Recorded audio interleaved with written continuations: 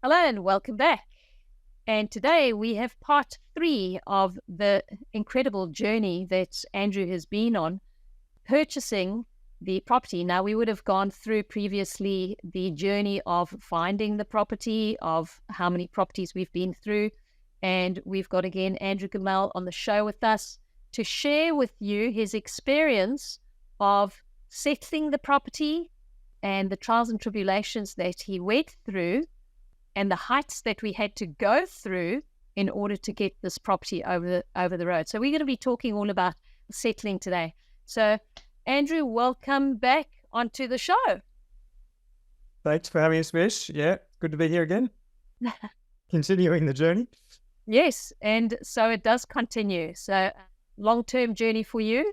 Started with a good start, and let's dive straight in and speak about the property, the subsequent what has happened, and a couple of we've kind of put together and we were chatting about the property itself, the aspects of the property, what worked, what didn't work for you, and we might have actually covered this in one of the previous shows. But just to round it off and recap, what was it specifically about this property that actually attracted you? What was it that gave you the green light on this property? Yeah, I think we touched on this the last conversation, or perhaps the first conversation we had. You did. When I started this journey, I had industrial in mind for a number of reasons. Firstly, I have some friends that work in the industry at the higher end. I'd done some due diligence around what markets were going really well and what were struggling. Obviously, office is struggling, that's well known. But industrial was one part of it. It's a very strong market. Secondly, it's durable. It's, be fair to say, it's possibly a bit lower maintenance than perhaps an office or a strata retail where you've got sinking funds and you've got other tenants or other owners in that same property. And so freehold came into that as well for me. So that's why I went down that road. Yeah. And lovely property on a corner, on a main road, very busy road. So there's a little bit of uplift with regards there. The address of the property is in Ingham Road, Bowler, Townsville. So it's 833 Ingham Road. Ingham Road is a very well used road, and there's a lot of gentrification and growth that's going up and out into the Townsville area. So from our perspective, we looked at this, we really liked it. And I think one of the most important things is to bearing in mind, this was an off-market property. And often what I say with the off-market properties, they're not always the best properties to buy, because often what happens is because it's off-market, the seller has not actually prepared the property for sale, or the agents haven't done the same sort of preparation for preparing the property for sale. So there are a couple of pros and cons with that. Yeah, they're great when we do find them, and if we can get them over the line, but it usually takes a little bit longer because of that. When we first presented this property to you, how excited were you when you first looked at it? Let's go there. Yes, we touched on the number of properties when we first spoke, but it hit the mark pretty much straight away for me. The size of the block, the hard stand, the amount of rain that Townsville can get, very useful, great for storage, even though it's not under your net lettable area, but very useful for all sorts of industries, I guess. The actual size of the building, it's good, solid, decent size. There was office space in there. Yes, it needs a bit of a facelift, which we'll come to possibly when we talk about make goods and so forth. But it was good enough, definitely. Good location. Yeah, it's what I had envisaged, I guess, is the best way to describe that. And it was quite clean. It was a clean slate almost. Obviously, once we dived into due diligence there's some things we had to clean up. But it was a great start. And that's when we had made some offers on some other places prior. We hadn't mentioned that actually when we first spoke. But for whatever reason, there was no movement and so forth from the vendor in those other places. And some things came out of the woodwork. But yeah, making an offer on this was a no-brainer, and let's start to unpack it at that stage. Okay, so when we presented it to you, do you remember how we presented it? What we usually do is we give you a yield calculator so we can show you what the asking price is, where we think it should be, which I think was quite reasonable. So let's just dive into the numbers quickly, because when we first got into negotiations and conversations, they were pretty set on achieving that 7%, right? So the rental was $180,000. It was a lease back. So that rental was a clean $180,000 plus 100% outgoings. So it was a true net yield of $180K. The property did not have a lease at that stage. So that was one of the things that we needed to sort out during due diligence. So $180,000 at 7% is going to put you in a price range of $2.570 million. Now, I want to jump ahead and to the offer, and you eventually bought this property for 2.450, which is 7.35%. Good going, great going. But there was a little bit of a journey that we went through to get there. There was, yeah, there was. And look, in some respects, that journey sort of helped us, position ourselves to work that into a little bit of a better position on the outcome. And there's a bit to that, which we may get into, which we uncovered. So, and I think we kicked off that process. It took really 6 months for this from go to woe. And a lot happened inside 6 months. It did. And there were a lot of changes, and often these kind of properties with this, like I said, right in the beginning, the property was not 100% ready for sale. And these are the pros and cons when you're buying an off-market property. Love off-market properties, but be aware of that, because those are the cons, is that you've got to uncover the stuff that hasn't been activated from the seller. Yep. So we saw this, we loved it, we had a conversation about it. It had a 2 + 2 year lease, potential lease that hadn't been activated, but the seller was saying he was happy to put a 2-year lease on it with an option of the additional two years. We went back and we eventually made an offer of $2.5 million, which was 7.2%. And that was the agreed upon price. We started the process. Do you remember when we started the process, what we started digging into? Yeah, well, I guess the contract, particularly from their lawyers, it was... there's quite a few special terms and conditions put in there. And the obvious ones that come out are your Building Act and, you're taking on that risk, so to speak, as is, where is, and so forth. But the obvious question that comes from that is, and particularly this comes back to your finance as well, is that certificate of completion. Like, is this building up to scratch in terms of the council approval, etc.? Everything needs to be ticked off for it to be existing from a statutory or regulatory point of view, probably more so. So that was number one, and that was the pushback into it. And that was what opened the door to extending that time period out from what could have possibly been 3 or 4 months to 6 months. And it put a spanner amongst the works for the vendor, for sure. Like scratching there thinking, oh dear. But they weren't too happy with you at that point, were they?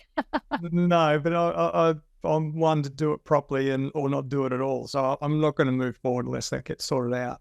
Yeah. And I was happy just to walk away from it. So we really wanted to see where they're at with it. Are you serious about selling it or not? From my memory, yeah, they definitely were, but it came as a surprise or as a bit of an annoyance, probably more than anything. But it just had to get done, and to their credit. Was that an annoyance for you, or do you think it was an annoyance for them, Andrew?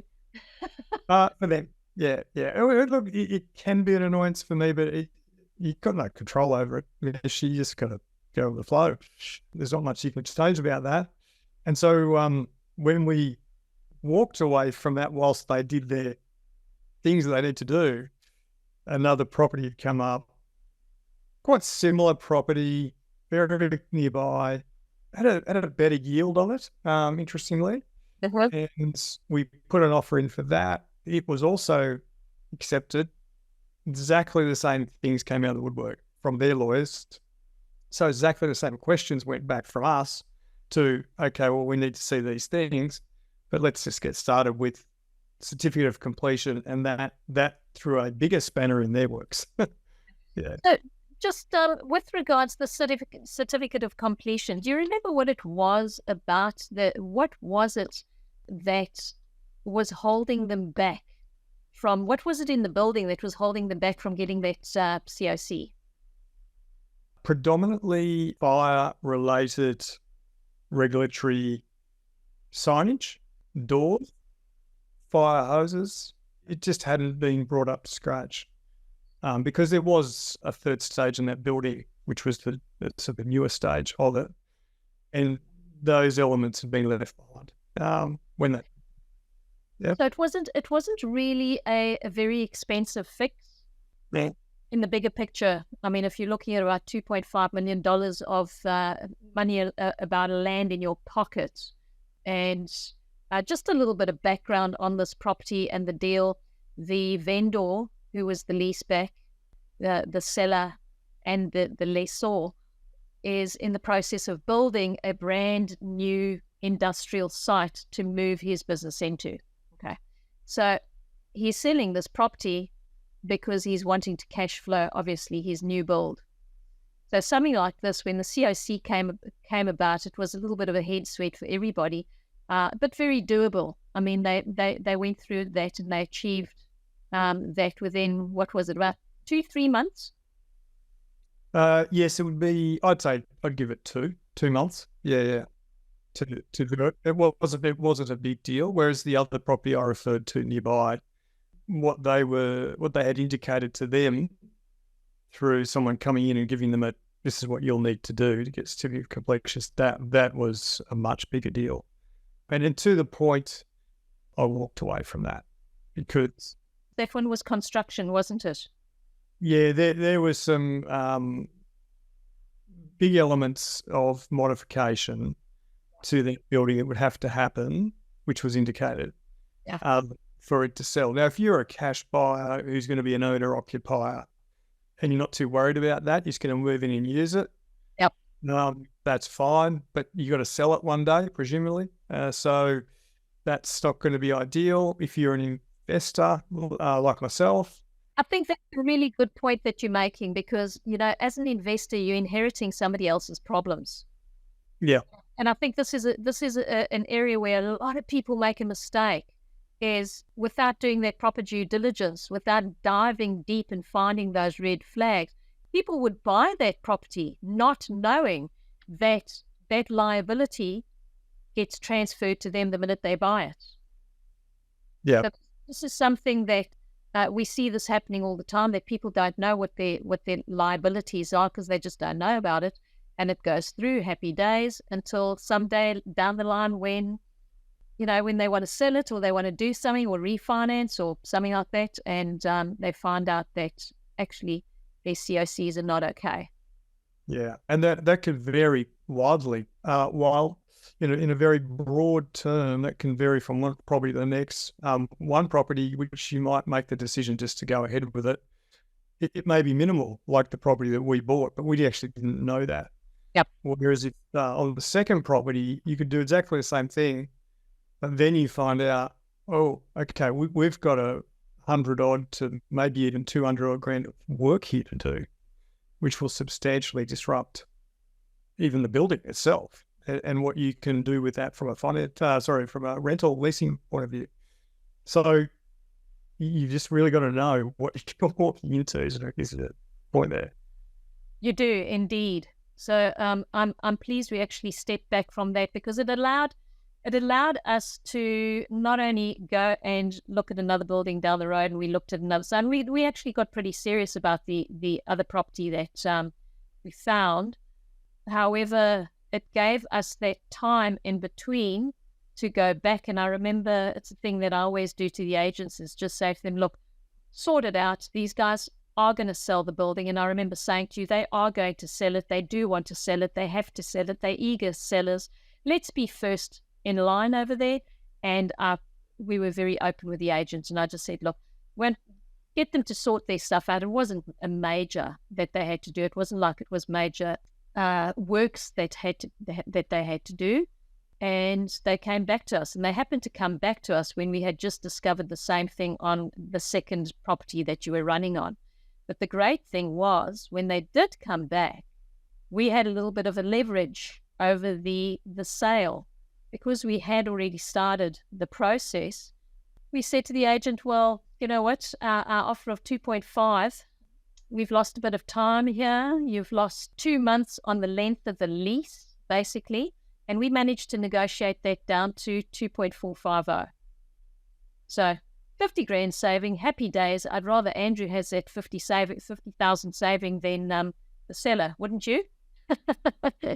100% Mish. In this day and age, how expensive everything is, 50K goes a long, well, it doesn't go a long way, but it comes in handy because it is so expensive. Yeah, it certainly does. So I thought that was a little bit of a win. I mentioned about the leases, and we spoke about that 2+2. The other thing about the lease is they wanted to have the leases signed by settlement. And I insisted that those leases be done by unconditional. Now, we had a couple of things that went back and forward on those leases. How did you find that, the legal process? And you ended up speaking to the tenant himself, the seller, the vendor. Yeah. And I recommended that you have a good relationship, build up a good relationship with him. Was that beneficial to you? Yeah, 100%. And I wouldn't do it. I wouldn't go through that process without doing that personally, particularly on a sale lease back. But I think what I took out of that, firstly, the 2+2, I'll cover that first. Look, in an ideal world, people will be looking for 3, 4, 5. That length of lease is obviously that security blanket that people love to have. 2+2 in the context of things, it was probably the minimum I'd go to. Yeah, but I was still comfortable with it. And I was comfortable with it in the context of the asset and who the tenant was going to be in there, because they had been there a long time. They really did look after their property well, and they run their business well. So running their business well includes looking after the property well. And so and that really is a highlight, what you've just said there, running their business well. And a key takeaway is, when you're buying a commercial building, you are also effectively buying the lease and the tenant. You need to know that you have a good tenant, So that really is a key point when buying a good property. Yeah, absolutely. And I guess the second part, the lease that you mentioned there, apart from some of the contractual side of the lease, I think what was important that came out of that lease was in due diligence when we were up there and we're taking photos and really running our eye over it. It's only at that point, and you're clearing up some things which are question marks. Is that staying? Is it going? What's that mean? What's that doing? Et cetera, et cetera. It's only then that you can really start to finalise what you want to see in that lease. And that's particularly around the make good side of things, which I learned a lot from you, Mish, in that, which was very good. Thank you. Good. So it added another comfort of that sense of comfort to me above and beyond the legal side of the lease itself. So it's almost a physical aspect to it of what you're going to include in that lease. Let's drill down a little bit on that, Andrew. I want to just share with the audience what were the things that we found, and we wouldn't have known this unless we were actually on site. So I've just made a list of things. I know they had a gas tank, and it was a massive gas tank. I can't remember what the size of it was, but it was huge. And then the hydraulics, the electrical components, roller shutter doors. Let's just go through those items one by one and just share where they were at and what their response was on the gas tanks. I don't know if you remember, I had a look at the gas tanks, and my initial, and we're talking about gas tanks that are almost as high as what, my height, and they're easily 6 to 7 foot long in a selected area out of the way. Now, they use that specifically for their business, but they've moved on. They don't really use that anymore. And they said, yep, no, they're going to be leaving that for the incoming tenant. Do you remember what my response was and how we handled that? Yes, I do. Well, can you please remove it? My response wasn't so pleasant, was it? Yeah, no. And to the point of, not just removing it, but taking it out. It had a guard all around it. It had cement footing there, so removing that. We want that clean hard stand, basically, which, again, it's probably annoyance value for them, but in the scheme of things, they're an industrial company. They've got access to, machinery that can do that, trucks and so forth, transport. It's not a big deal. It's just annoyance, but it's important for myself as the owner of that property for the next tenant to come in, as you pointed out, Mish, for the next tenant to come in with a clean slate, and you as the owner not having to spend more time and money at the back end of that deal, cleaning these things up, and it's ready to go. So it's really that pre-planning and forward thinking that where these items of that lease come in. Yeah, not only that, in this case, it was probably, I'm going to guess it's probably about 10 square meters that it's occupying, which is usable space. You're effectively paying for that. Yeah. Got an obsolete machinery on it. So it doesn't really make sense that you having to fit the bill to remove that machinery. And that's where I was coming from as well. That you want a clean slate. You want a nice one solid, straightforward parking lot, let's say. Yeah. So let the tenants sort that out. That's their equipment. They must take it with them effectively. Yeah, absolutely. They weren't too happy about that, were they? Yeah, look, probably just annoyance value. Look, all in all, I've really enjoyed working with the tenant. Yeah. For the times that I have, and he's been very receptive, and I think I've been the same. So we've got a good relationship. Appreciate he's off in 2 years and so forth. It's a pretty amazing business. I was actually quite interested in what he's doing anyway, and what technology they're investing. You remember? So what does he do? Makes plastic water tanks, rainwater tanks, props, etc. But large ones for whether it be farming, whether it be water storage. A big business, goes right across Australia in terms of sales. And he's got these massive automated, they semi-automated machines, and they build the molds, and they make these plastic tanks. So they've got these huge hydraulic arms that are bolted into the ground. There was something about the ground in the warehouses themselves that underground. I remember talking about filling concrete holes. There. No, there are vents that go into the furnace. They're in the floor. They will be filled in, part of the lease agreement. So it's a regular floor once they left. So that was one of those sort of details that came up from an aerial shot, which looked like it was part of the net lettable area. And it was a separate shed. When we did that walkthrough, that's when you really get clear on, well, no, that's actually going and it's not permanent. So it can be a bit confusing until you see it. What is part of the building and what is not part of the building? Property. Andrew, you froze out there for a moment, and I can hear what you continued talking about was the sheds at the back, it looked like it was a construction of a shed, and when we arrived there, what it really was removable containers that they had just put a roof over.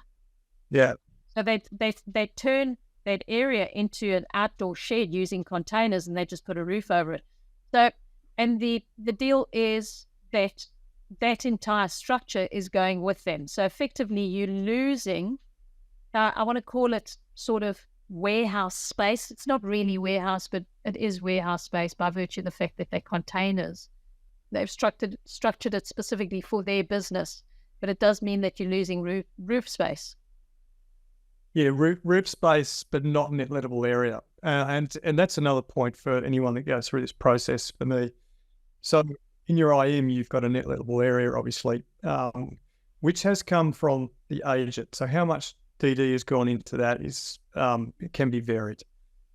The confusion came when we had the valuer go through it. We got a different net lettable area. But my question to them was, does that include that space that we're talking about? No. And as it turned out, we actually had to just double check with the vendor what was happening there. And then when we got up there, we could see it and look at it and feel it and go, right, okay, that's going good. Take that confusion out of it. So not only that wasn't included, but the actual net lettable area increased once it was done properly. So let's just dive into that a little bit. So the valuer hadn't taken that into consideration, had he? So his valuation was lower, and we hadn't seen the property by then, and our valuation of it, or the agent's valuation of it, was slightly higher based on that covered area over the containers. Yeah, so not so much that covered area, but just actually the actual main building itself as well was. So basically, if you take the net lettable area, let's call it 1,000 for example's sake, by 180K, you've got a dollar per square metre amount, which was actually coming in higher if you look at it first to market. Once the valuer had been through it, there was an addition of net lettable area of square metre, which actually wasn't correct. So we, in fact, lowered our per square metre rental, which in a way is good because it's definitely pushed you in that buffer where you've got a realistic and you're at market rental amount there. So you're not necessarily overpaying for the building or underpaying or whatever. You know that you're in fair value at least. Yeah. In market. You smack in market. Yeah. And the value really did help even clarify that more by getting accurate measurements. Yeah, which I spoke about with the value. Yeah. Yes. Didn't you do a survey at that time? I had a land surveyor come out. We didn't end up going through the process of a whole surveying process, but we walked perimeter. We looked at where the pegs were marked. We double checked those, and I was comfortable with it. Yeah. Okay. And I just want to go back to the moving parts, the hydraulics, because there's quite a lot of hydraulics. We've already spoken about the tenant's hydraulics, so I'm not going to go into that. But they had a water flow hydraulic system that was just outside of the warehouse, which is actually pretty smart, that ran the water underground, round the corner, and out into a little creek. Yeah, a drainage system, Drainage, yeah. Cement. It looked like it takes flow off from a lot of those industrial properties. Yeah. The great thing is that despite the fact that it's in Townsville, and Townsville cops quite a lot of flooding, they actually, because of their drainage, they didn't have a flooding problem, did they? No, and the tenant, the vendor at the time, or the tenant now, I think it falls back nicely into what they do. They're pretty good operators, so they established that system themselves. Because it affects how their business runs. If you can't keep going if you haven't got that sorted. And so that is definitely a piece of engineering from their part, which we've inherited, which I'm very thankful for. Yeah. Most definitely. But now there's a big thing about that one, because if you remember correctly, while we were there, I asked, who services it? Yeah. Because the minute you have machinery, you've got moving parts, who services it? So the answer to that was, they service it, self-service. Yeah. Which could be a little bit of an issue. And I remember we had the same conversation about the roller shutter doors as well. Because of the type of business that they're in, they self-service. So for us, it was a little bit of a red flag because we don't have any service records. We don't know how long ago it was serviced. We don't know what the state of the machinery is in. Yeah, correct. And not deal breakers, but slight red flags. We need to get this checked. So, and I remember that going through that process. Again, it's probably a little bit annoying. They've been there for a long time. We know that it works. Sorry, we need to have some reassurance. it's too much money for people to spend to just have things a little bit too loose, because there could be deeper things underneath there, and that could add $100,000 on to your outcome at some stage. Yeah, expenses. So what I suggested is it's almost like buying a second-hand car. You want to get a second opinion, take it to another mechanic. So what we were doing over here is on all of those hydraulics, I suggested to you that you get an outside company to come in and just have a look at them and give you the verification that they are in good condition, they have been serviced, and everything's good and fine and well. Yeah. That formed part of your due diligence, and we were fairly insistent that all of that happened pre-unconditional as well. I remember we were chasing clocks there. Yeah, absolutely. And so we did a number of, obviously, building and pest inspection was pretty standard. Electrical, we had the roof checked. We had the solar sort of foundations checked, but we had, as you said, the maintenance for the hydraulic water pumping system, the roller doors, most things that you'd want. Yeah, air cons. Yeah, so I was quite comfortable with it. They'd also knocked over part of a gate and fence in there that went on the make good, and they'll have to be fixed. But it was their own property, and so they hadn't bothered to fix it. By then, it wasn't affecting their business. But I said, "Sorry, guys, we will need to get that fixed. Just when you're out of here, while you're here, it's okay." So they were good about that. So these were all areas that we were basically going through while we were busy putting that lease together. And I think this is where we had a couple of, let's call them sticking points, differences of opinion, because I know they just wanted to sign a lease that was fairly favourable to their favour, and we were pulling back and just said, no, we need to, because 2 years it's not a long time, but a lot can happen in 2 years. And the biggest thing in a lease is it's an agreement between buyer and seller. It's an agreement between owner and tenant, and you want to make sure that everything in the lease is fair and equitable to everybody coming into the business and renting the business effectively. So those were what we were picking up and what we've put into the lease subsequently. And again, the reason why I always say get your leases sorted out pre-unconditional, because the minute you go unconditional, you've lost the power to add that kind of stuff into the lease. Yeah, and when you do lose that, based on some other experiences I've had in the past, not around leases, but just the general concept, it's just going to eat away at you, ultimately, over time. It will be on your mind, and it'll be something that you may not be able to settle in your own mind.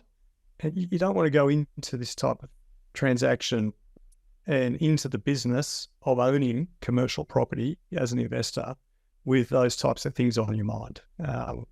It's not good for your mental health, and it just distracts you more than anything. But it's just general part of risk management, the risk management process. I did learn, and I was aware of it going into it, but I did definitely have it reinforced and learn to what degree risk management plays in this process. And I think for many people, that's probably one of the reasons that they don't go there into commercial property. You can just get a building pest inspection on a house, and yeah, that's it. I'm done. I'm not going to get anyone who looks at electricals in this residential house I'm buying, but it just doesn't work like that in commercial.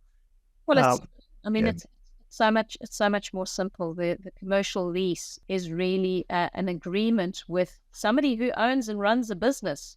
Wear and tear and pros and cons. Yeah.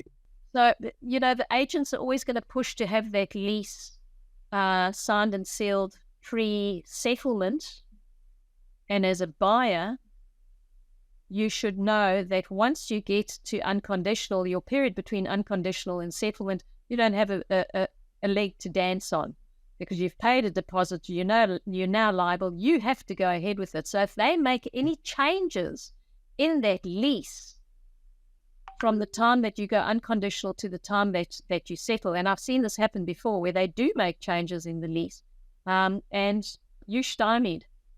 That's it. You're in a corner, you know. So these are just red flags to look out for. Make sure that you're doing this, doing the job right, correctly, and make sure that all of these red flags are dealt with pre-unconditional. And that's exactly why you have pre-unconditional. And that's exactly why you do the due diligence on the lease, on the building, and everything around it.